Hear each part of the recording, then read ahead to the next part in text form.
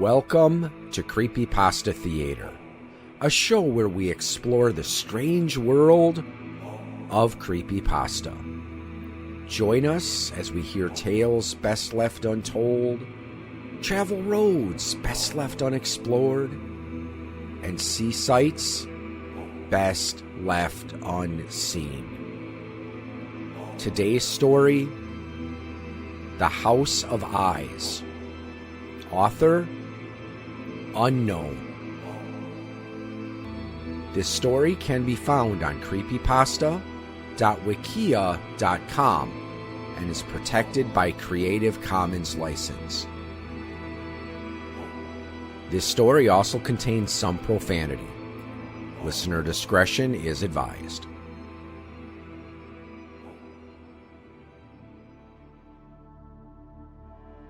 We've all had irrational fears in the past. It's a part of life. But some irrational fears can turn out to actually be quite rational after all. Hi, I'm recalling one time in my life I played the game. I refuse to state my name as to remain anonymous, so I'll just refer to myself as Bug. That's what all my friends call me. There's a reason behind this nickname which ties along to the story I'll tell you. Ever since elementary school, I've been willing to do anything for $10. And you're probably thinking, yeah, that's so original, kid. It's not like anyone else has done that before. Well, shut up. I was the only kid at my school who ever did. And I was accepted for it. I ate bugs for money. I chewed gum from under the benches. All the gross shit you'd expect of a sicko like me, I did it. And that's how they started calling me Bug. Now, how is this relevant? Well, I'll tell you. When I was about 17 and a junior in high school, some kids had started to mess around with this one house. It's a house that's been around for probably 15 years or so, and for the most part, it's been ignored, like it shouldn't have been. People were so creeped out by the story behind it that they usually stayed as far away from it as possible. Aside from the rebellious teens who sought to impress their peers, most everyone did. But my age group, as I'm sure you're aware of, are a bunch of drug-induced, narrow-minded, sex-crazed assholes. And pretty much all of them, including myself, were too young to know the full story of the house, so we just didn't care. Mostly, whenever there was something involving the house, it was just kids going over into the entrance room to have sex. We knew better than going into the living room. Well, I shouldn't say we, considering I was the first idiot to actually make that stupid mistake. This is where we begin. It was the lunch hour at school on a nice October day. I think it was Thursday, but I can't quite exactly remember for sure. I was hanging out with the normal kids I talked to, which I guess would be classified as the popular kids. I'm pretty sure they didn't actually think I was cool. I was just the kid who did stupid shit that entertained them. I didn't care.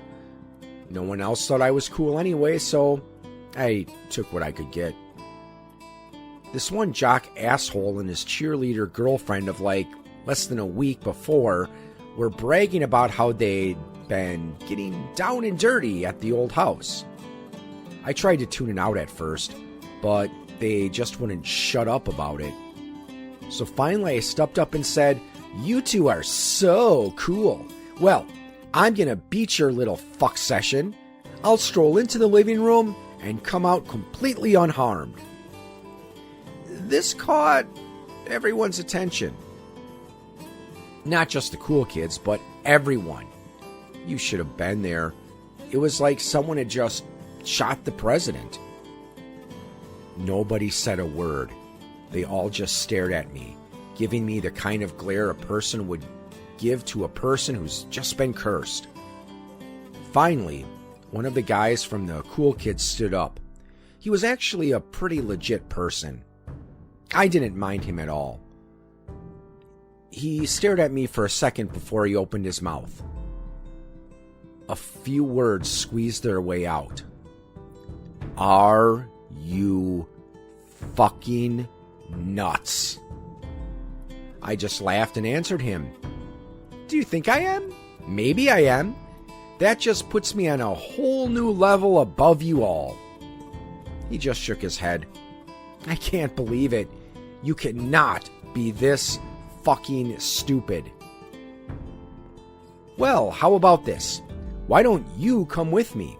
I'll show you that it's not as bad as you think. He shut up for a moment. Everyone looked back and forth between me and him. Finally, I got an answer out of him. Okay, he stuttered. There was a loud crash almost instantly after he said that. Everyone looked at where it was coming from, and it turned out to be the janitor who'd thrown his cart over in shock. He looked over at us, this balding man with a beard which was slowly graying from black and reached down to just above his chest. He had one good eye, which was an eerie green, and the other which was just blind. He glared at us with his green eye and spoke in a deep, graveled tone. Did I hear ye right? Someone going into the House of Eyes? That caught us. We never heard that name before. The Eyes? Asked one of the party kids. He nodded. That's right. The Eyes. Don't tell me you kids are planning on going into that dreaded house and don't even know the story behind it. No one responded to that. You're just a bunch of little ones, aren't ya? You don't know what you're getting yourself into. If you little shits are gonna go out and be a bunch of morons, I might as well tell you what happened. It was about 16 years ago, back when all of you was babies. There was a small house in the middle of town. It weren't a fancy house. If anything, it was a piece of shit hut. The family who lived there didn't know how to take care of their house, so it was always a mess. The grass was long, the roof leaked, and it was very badly faded. The man of the house was an alcoholic who beat his wife and child. He was a stringy man who was very involved in drugs and drinking and remained unemployed for all the time he lived there. His wife was a big, beefy woman who yelled at everyone who passed their home. The only one people ever really remembered was the one they all forgot. 'Twas a young boy, probably around your ages. He went to school here and all. I remember him clear as day.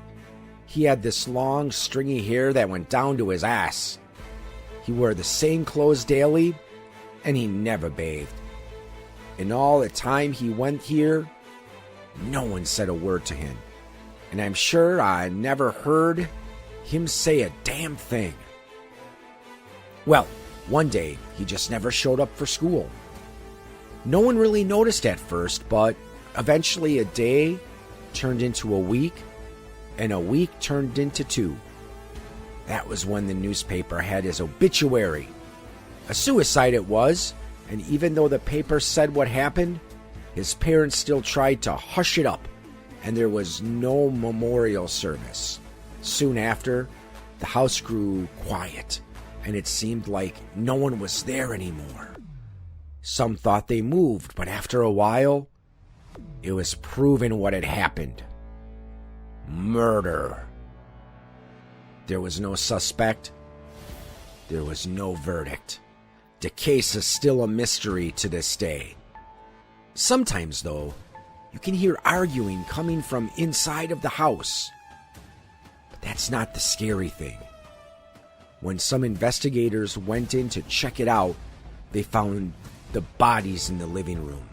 They felt a presence. It It was like someone was in the room with them, but not a word was spoken. They couldn't move. They could only dread what was going to happen. Eventually, they all got out, but they were stuffed into mental homes from what had happened. All they could say were 2 words. The eyes. No one spoke. Don't say I didn't warn ye. And he left.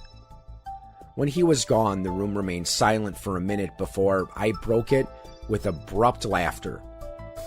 Someone needed to break the tension, and who better than good old Bug? So tonight at 9 p.m., that was my first mistake. At 9 p.m. that evening, there was a huge group of high schoolers standing outside the House of Eyes. I strolled up to them, seeing how my friend was with our normal group of people by the door. I brought my usual pay-up box. What? I wasn't going to do it and not expect a little reward. All right, everyone, $20 in the box. $10 for me and $10 for my friend here who's brave enough to run into this house with me. Everyone paid, and a few people even gave us hugs, like they were never going to see us again. We had collected close to $500 total in the box. We were ready to go in. I took the first step into the walkway to the door. At that moment, I could already feel something overcoming me. I knew my friend could feel it too. Even to this day, I regret that I kept walking, and even more so that I let him walk with me. We walked into the house, and the stench was horrible. It was apparent no one had gone in there to clean. Aside from the smell of rotting wood and dead rats that lay inside, there was the lingering scent of sex and death. A pile of used condoms lay on the floor several feet from the door, and a small stain lay near them. I never got the big deal about sex, and I still don't. I'm a virgin, and I had planned on keeping it that way for a while. After all that, I knew I wouldn't have any problem keeping that promise. We braved the odor of misery and dread and made our way to the living room. All along the whole wall there lay one picture. It was the kids' school picture. Now, I'm not gay or anything, but even I know he wasn't the most attractive person you'd ever seen. The presence became even stronger. I felt just as much as he the urge to turn back and give up. But we had to keep going. Soon we were outside the door to the living room, and the burning desire to turn back and go home burned even stronger than earlier. I stopped thinking at that point. I just grabbed the door handle and pushed it open. The room was empty. Completely empty. We walked in like it was nothing and felt confident in ourselves that we had accomplished this. That's when it all turned around. My friend looked back towards the door and his eyes grew to the size of dinner plates. Bug? He choked out. Yes, I said while turning around. The moment my eyes swept upon what he glared at, my heart dropped down to the bottom of my stomach. The door was gone. There wasn't even a sign that it ever existed. When we noticed it was gone, the presence was back, but even stronger than ever. We slowly turned around again, only to be greeted by a pair of small, beady, green eyes. Standing right in the middle of this torn-up, smelly living room was this pair of eyes that had the most torn-up body ever attached to it. He wouldn't stop staring at us, and we couldn't help but to stare back. We waited. We knew something was going to happen. We just didn't know when. This was definitely the kid the janitor talked about, but a few things didn't make sense to me. He was dead, and this kid looked too real to be a ghost, and too alive to be a zombie. I realize now why the house was called what it was. It wasn't the kid who haunted it. It was the eyes. My friend started to freak out. Neither of us could move or look away, so he just began to mumble and twitch around.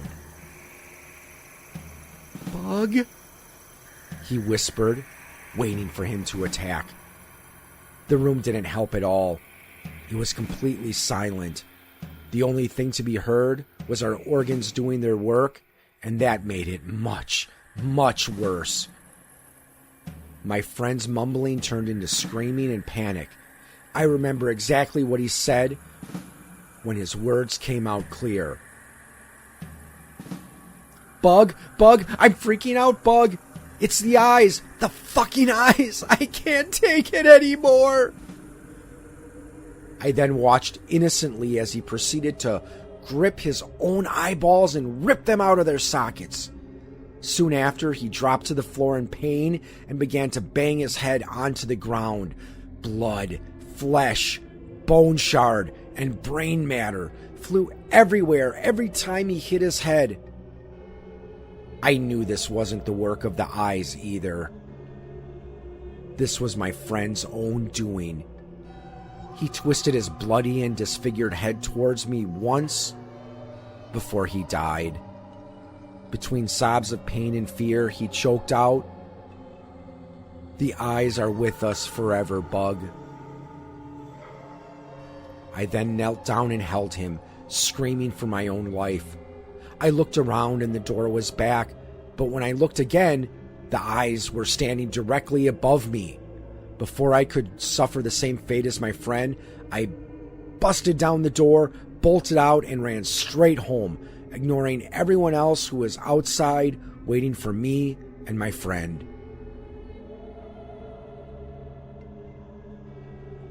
The next morning, my parents checked me into the nearest mental institution.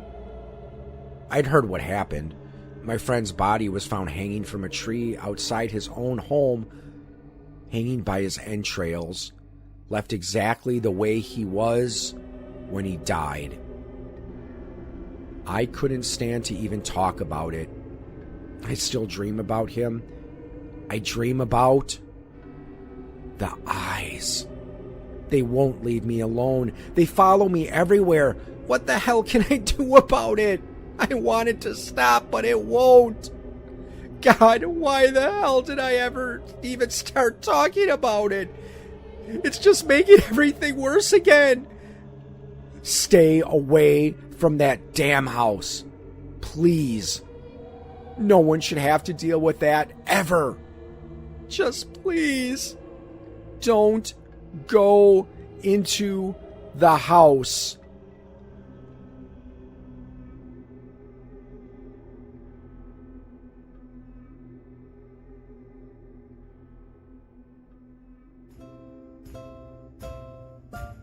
You have been listening to a presentation of Point of Insanity Game Studio.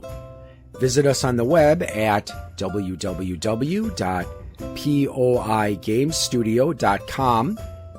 Follow me on most social media sites at POI Game Studio. And check out my music channel on YouTube at Al Seeger Music.